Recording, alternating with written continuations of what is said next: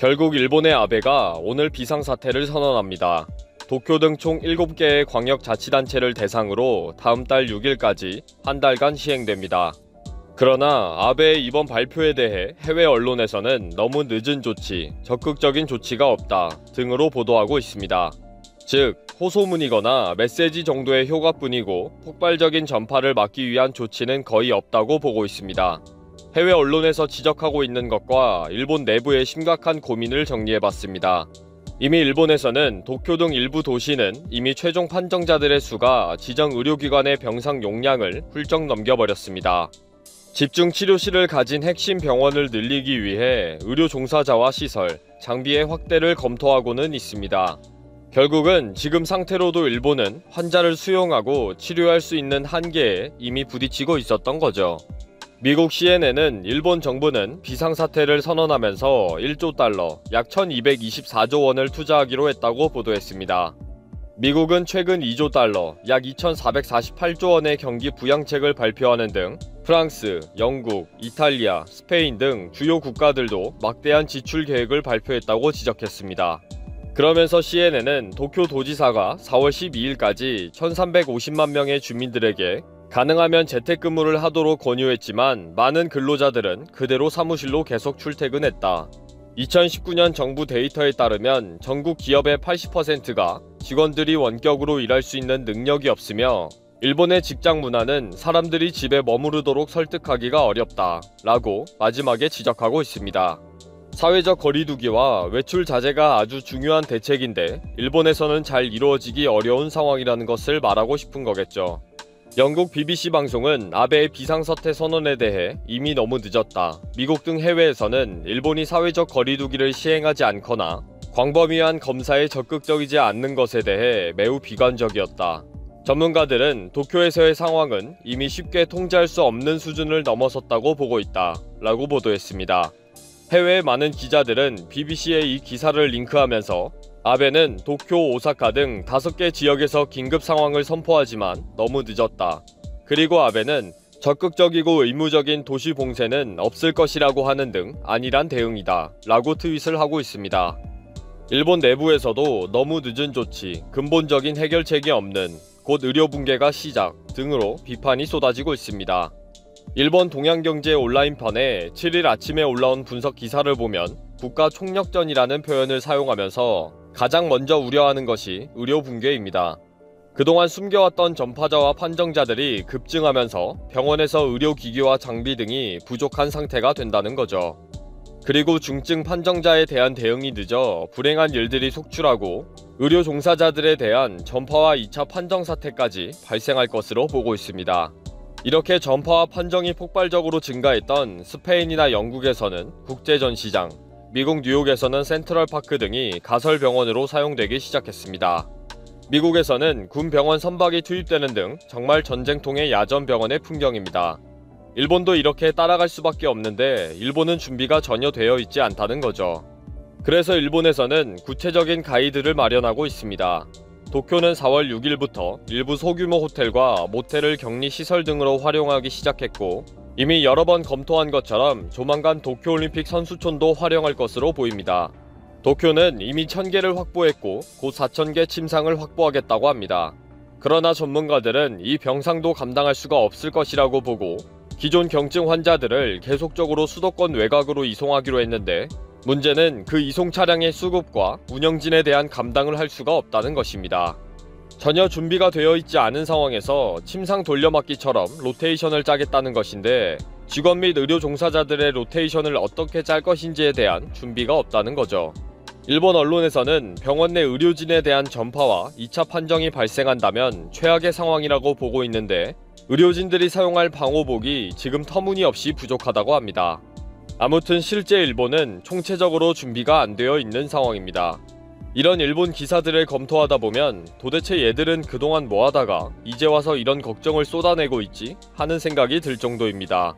미국 US 뉴스에서 도쿄의 의료진은 침대 및 장비 부족으로 일본은 이미 비상사태다 라고 헤드라인을 뽑아서 보도할 정도로 심각합니다. 일본의 의료진들은 도쿄의 의료 시스템은 붕괴 직전이고 비상사태라는 것입니다.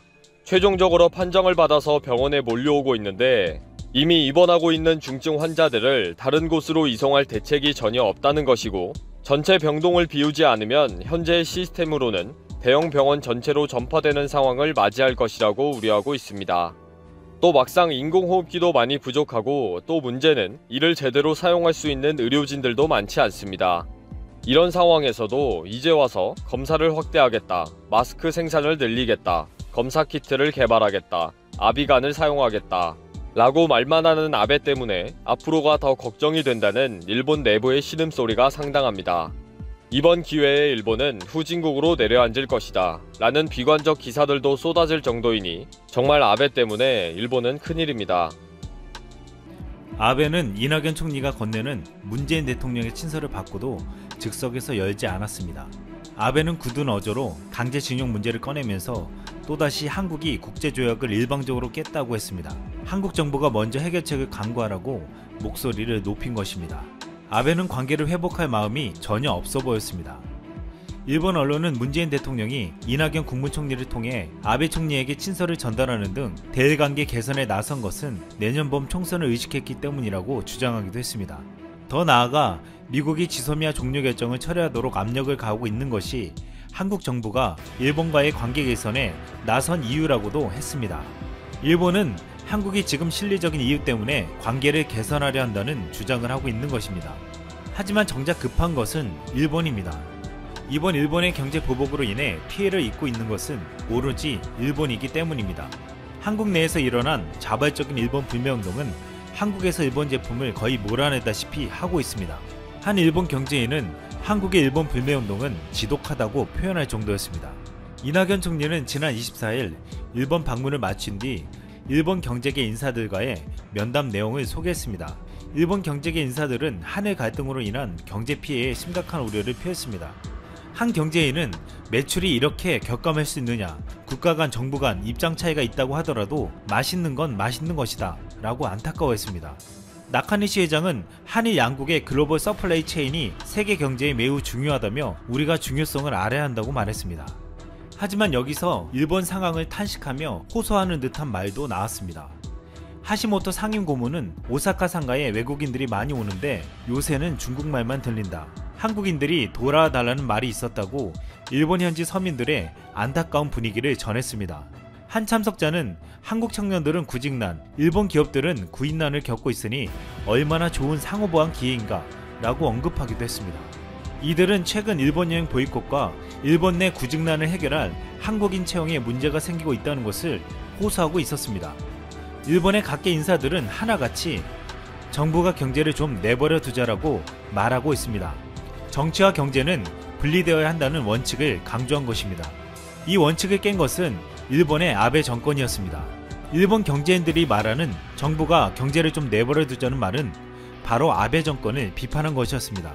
아베는 그동안 지켜왔던 정경분리 원칙을 파괴하고 일본 기업인들에게 피해를 감당하라고 강요하고 있기 때문입니다. 일본의 기업인들보다 더 상황이 시급한 곳이 있었습니다. 한국의 일본 여행 보이콧으로 경제가 초토화된 일본의 지방 소도시입니다. 이제 더 이상 참다 못해 지방자치단체장들이 한국을 찾아오고 있습니다. 지난 23일 일본 미야자키현 고우노 신지 지사가 아시아나항공 본사를 방문해 미야자키 노선 활성화에 대한 의견을 전달했습니다. 고우노 신지 지사는 한국은 미야자키현에 있어서 소중한 이웃 나라이며 앞으로 지속적인 교류를 확실하게 이어나가고 싶다며 많은 한국 승객들이 미야자키를 방문해 주시기를 바란다고 당부의 말을 했습니다. 또한 지난 6일에도 일본의 지자체는 고위 간부 등으로 꾸려진 대표단을 한국에 보내 항공사 임원 등과 만나고 돌아갔습니다. 전체 노선의 60% 이상이 일본 노선인 에어서울의 경우 지난달 최소 3곳의 일본 지자체 관계자가 각각 방문해 협력 강화를 요청했습니다. 에어서울은 주로 잘 알려지지 않은 일본 중소도시를 발굴해 취항하는 전략을 취해왔고, 이로 인해 한국 관광객이 유입된 일본 중소도시들은 경제적인 효과를 누려왔습니다. 일본 지자체 관계자들은 제주항공과 이스타항공도 찾았습니다. 일본 지자체들은 항공 노선을 축소하거나 없애지 말아달라고 부탁하고 돌아갔습니다. 일본의 9월 무역수지가 약 1조 3,380억 원의 적자를 기록했습니다. 수출 규제 등 갈등을 빚고 있는 우리나라에 대한 수출액도 15.9% 감소한 것으로 나타났습니다. 일본 재무성은 무역수지가 3개월 연속 적자를 냈다고 밝혔습니다. 일본 정부는 괜찮다고 하고 있으나 실제로 일본은 힘든 상황입니다. 한국 정부가 일본과 화해하려는 노력을 꾸준히 하고 일본 정부가 이를 거부한다면 일본 기업가들의 불만과 지방 소도시 주민들의 원성은 아베 정권을 향해 갈 것입니다. 또한 내년에 일본은 도쿄올림픽이라는 큰 행사를 앞두고 있습니다. 시간이 갈수록 아베 정권은 위기에 몰릴 가능성이 크다고 예상되는 이유입니다. 아베는 한국이 먼저 손을 내밀 때 마주못해 잡는 척이라도 했어야 했다고 후회할 날이 올지 모릅니다.